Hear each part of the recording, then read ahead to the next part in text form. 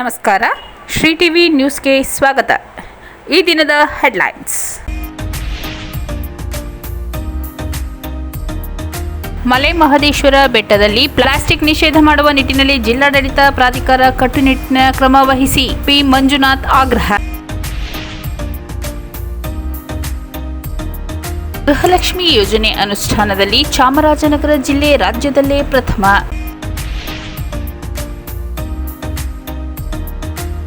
MSIL ನಿಗಮದ ವತಿಯಿಂದ ಅಂಗನವಾಡಿ ಕೇಂದ್ರಗಳ ಮಕ್ಕಳಿಗೆ ಸ್ವೆಟರ್ ವಿತರಣೆ.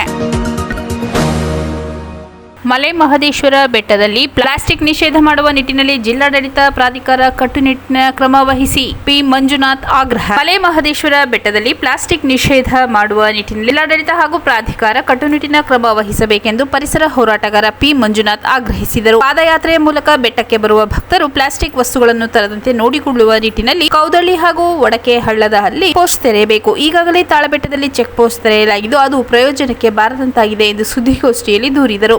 ಚೆಕ್ ಪೋಸ್ಟ್ ತೆರೆದು ಪ್ಲಾಸ್ಟಿಕ್ ನಿಷೇಧ ಮಾಡುವ ನಿಟ್ಟಿನಲ್ಲಿ ಕ್ರಮ ವಹಿಸದಿದ್ದರೆ ಜಿಲ್ಲಾಡಳಿತದ ಮುಂಭಾಗ ಅಂಬೇಡ್ಕರ್ ಪ್ರತಿಮೆ ಎದುರು ಪ್ರತಿಭಟನೆ ನಡೆಸಲಾಗುವುದೆಂದು ಹೇಳಿದರು. ಜಿಲ್ಲಾಡಳಿತ ಸಭೆ ಕರೆದು ಕಟ್ಟುನಿಟ್ಟಿನ ಕ್ರಮ ವಹಿಸಬೇಕೆಂದರು. ಮಹದೇಶ್ವರ ಬೆಟ್ಟದಲ್ಲಿ ಪ್ಲಾಸ್ಟಿಕ್ ಬಾಟಲಿಗಳನ್ನು ತಪ್ಪಿಸುವ ನಿಟ್ಟಿನಲ್ಲಿ ಅಲ್ಲಲ್ಲಿ ಕುಡಿಯುವ ನೀರಿನ ಘಟಕ ಸ್ಥಾಪಿಸಿ ಸ್ಟೀಲ್ ಲೋಟಗಳನ್ನು ನೀಡಬೇಕು. ಜಿಲ್ಲಾಡಳಿತ ಹಾಗೂ ಪ್ರಾಧಿಕಾರ ಯಾವುದೇ ಒತ್ತಡಕ್ಕೆ ಮಣಿಯದೆ ಚೆಕ್ ಪೋಸ್ಟ್ ನಿರ್ಮಾಣ ಮಾಡಲು ಮುಂದಾಗಬೇಕು ಎಂದು ಒತ್ತಾಯಿಸಿದರು. ಪಾದಯಾತ್ರಾ ಮೂಲಕ ಬೆಟ್ಟಕ್ಕೆ ಬರುವ ಭಕ್ತರು ಕಡ್ಡಾಯವಾಗಿ ಸ್ಟೀಲ್ ತಟ್ಟೆ ಹಾಗೂ ಲೋಟಗಳನ್ನು ತರಬೇಕು. ಅಲ್ಲದೆ ದಾನಿಗಳು ಕೂಡ ಸ್ಟೀಲ್ ಲೋಟ ತಟ್ಟೆಗಳ ಮೂಲಕವೇ ಪ್ರಸಾದ ವಿತರಣೆ ಮಾಡಬೇಕು. ದಾನಿಗಳು ಪ್ಲಾಸ್ಟಿಕ್ ಬಾಟಲಿಗಳ ಮೂಲಕ ನೀರು ಹಂಚದೆ ಟ್ಯಾಂಕರ್ಗಳ ಮೂಲಕ ವಿತರಿಸಬೇಕೆಂದು ಹೇಳಿದರು. ಮಹದೇಶ್ವರ ಬೆಟ್ಟವನ್ನು ಪ್ಲಾಸ್ಟಿಕ್ ಮುಕ್ತ ಮಾಡುವ ನಿಟ್ಟಿನಲ್ಲಿ ಕಳೆದ 3 ವರ್ಷಗಳಿಂದಲೂ ಮನವಿ ಸಲ್ಲಿಸಲಾಗುತ್ತಿದ್ದು ಯಾವುದೇ ಪ್ರಯೋಜನವಾಗಿಲ್ಲ. ಪರಿಸರ, ಅರಣ್ಯ, ಪ್ರಾಣಿಗಳನ್ನು ರಕ್ಷಣೆ ಮಾಡುವ ನಿಟ್ಟಿನಲ್ಲಿ ಪ್ಲಾಸ್ಟಿಕ್ ನಿಷೇಧ ಮಾಡಬೇಕೆಂದು ಆಗ್ರಹಿಸಿದರು. ಮಹದೇಶ್ವರ ಬೆಟ್ಟ ಹಾಗೂ ತಾಳಬೆಟ್ಟದ ಅಂಗಡಿ ಮುಂಗಟ್ಟಿನಲ್ಲಿ ಏಕಬಳಕೆಯ ಪ್ಲಾಸ್ಟಿಕ್, ವಾಟರ್ ಬಾಟಲ್ ಹಾಗೂ ಪ್ಲಾಸ್ಟಿಕ್ ಕವರ್ಗಳ ಮಾರಾಟ ನಿಷೇಧಿಸಿ ಪರ್ಯಾಯವಾಗಿ ಬಟ್ಟೆ ಬ್ಯಾಗ್ ಹಾಗೂ ಪೇಪರ್ ಬ್ಯಾಗ್ಗಳನ್ನು ಜಾರಿಗೆ ತರಬೇಕು ಎಂದರು. ಸುದ್ದಿಗೋಷ್ಠಿಯಲ್ಲಿ ಕೆಆರ್ಎಸ್ ಪಕ್ಷದ ಜಿಲ್ಲಾಧ್ಯಕ್ಷ ಗಿರೀಶ್, ಪರಿಸರವಾದಿಗಳಾದ ಸತೀಶ್ ಕುಮಾರ್, ವೀರೇಶ್ ಉಪಸ್ಥಿತರಿದ್ದರು. ಗೃಹಲಕ್ಷ್ಮಿ ಯೋಜನೆ ಅನುಷ್ಠಾನದಲ್ಲಿ ಚಾಮರಾಜನಗರ ಜಿಲ್ಲೆ ರಾಜ್ಯದಲ್ಲೇ ಪ್ರಥಮ.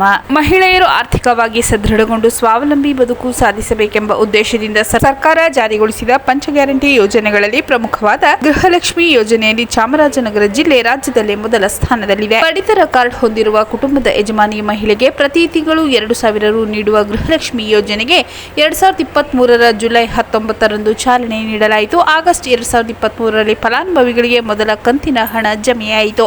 ಚಾಮರಾಜನಗರ ಜಿಲ್ಲೆಯು ಗೃಹಲಕ್ಷ್ಮಿ ಯೋಜನೆ ಅನುಷ್ಠಾನದಲ್ಲಿ 2025 ಏಪ್ರಿಲ್ ಮಾಹೆ ಅಂತ್ಯಕ್ಕೆ %99.97% ಪ್ರಗತಿ ಸಾಧಿಸಿ ಇಡೀ ರಾಜ್ಯದಲ್ಲಿಯೇ ಅಗ್ರ ಸ್ಥಾನದಲ್ಲಿದೆ.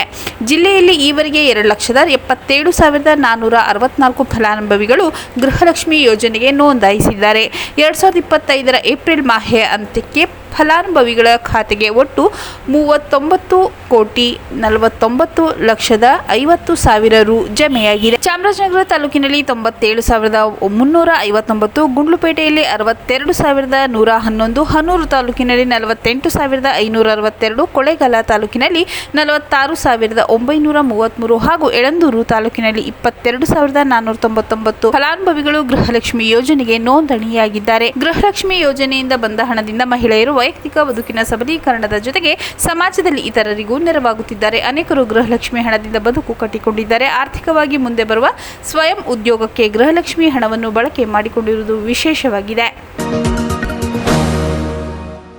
ಎಂಎಸ್ಐಎಲ್ ನಿಗಮದ ವತಿಯಿಂದ ಅಂಗನವಾಡಿ ಕೇಂದ್ರಗಳ ಮಕ್ಕಳಿಗೆ ಸ್ವೆಟರ್ ವಿತರಣೆ. ಚಾಮರಾಜನಗರ ತಾಲೂಕಿನ ಬಸವಾಪುರ ಗ್ರಾಮದಲ್ಲಿನ ಅಂಗನವಾಡಿ ಕೇಂದ್ರಗಳ ಮಕ್ಕಳಿಗೆ ಎಂಎಸ್ಐಎಲ್ ನಿಗಮದ ವತಿಯಿಂದ ನೀಡಲಾದ ಸ್ವೆಟರ್ಗಳನ್ನು ವಿತರಿಸಲಾಯಿತು. ಮಾಜಿ ಜಿಲ್ಲಾ ಪಂಚಾಯತ್ ಸದಸ್ಯ ರಮೇಶ್ ಮಾತನಾಡಿ, ಎಂಎಸ್ಐಎಲ್ ನಿಗಮದ ಅಧ್ಯಕ್ಷರು ಹಾಗೂ ಶಾಸಕರಾದ ಸಿ ಪುಟ್ಟರಂಗಶೆಟ್ಟಿ ಅವರು ಶಾಲೆಗಳಿಗೆ ಬೇಕಾದ ಮೂಲಸೌಕರ್ಯ ಒದಗಿಸಲು ಸೇರಿದಂತೆ ಮಕ್ಕಳಿಗೆ ನೋಟ್ ಪುಸ್ತಕ, ಶಾಲೆಗೆ ಕುಡಿಯುವ ನೀರು ಹಾಗೂ ಶಿಕ್ಷಣ ಕ್ಷೇತ್ರಕ್ಕೆ ಸಾಕಷ್ಟು ಅನುದಾನ ನೀಡಿದ್ದಾರೆಂದರು. ಈ ವೇಳೆ ಜಿಲ್ಲಾ ಪಂಚಾಯತ್ ಮಾಜಿ ಸದಸ್ಯ ರಮೇಶ್, ಗ್ರಾಮ ಪಂಚಾಯಿತಿ ಸದಸ್ಯರಾದ ಉಮೇಶ್, ಶೇಖರ್, ಗ್ರಾಮ ಪಂಚಾಯಿತಿ ಮಾಜಿ ಅಧ್ಯಕ್ಷ ನಾಗರಾಜ್, ಮುಖಂಡರಾದ ಶಿವಣ್ಣ, ಮಹೇಶ್, ಮಹದೇವ್, ಅನಂತ್ ಕುಮಾರ್ ಹಾಜರಿದ್ದರು.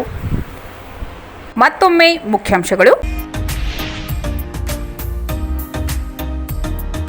ಮಲೆ ಮಹದೇಶ್ವರ ಬೆಟ್ಟದಲ್ಲಿ ಪ್ಲಾಸ್ಟಿಕ್ ನಿಷೇಧ ಮಾಡುವ ನಿಟ್ಟಿನಲ್ಲಿ ಜಿಲ್ಲಾಡಳಿತ ಪ್ರಾಧಿಕಾರ ಕಟ್ಟುನಿಟ್ಟಿನ ಕ್ರಮ ವಹಿಸಿ ಪಿ ಮಂಜುನಾಥ್ ಆಗ್ರಹ. ಗೃಹಲಕ್ಷ್ಮಿ ಯೋಜನೆ ಅನುಷ್ಠಾನದಲ್ಲಿ ಚಾಮರಾಜನಗರ ಜಿಲ್ಲೆ ರಾಜ್ಯದಲ್ಲೇ ಪ್ರಥಮ.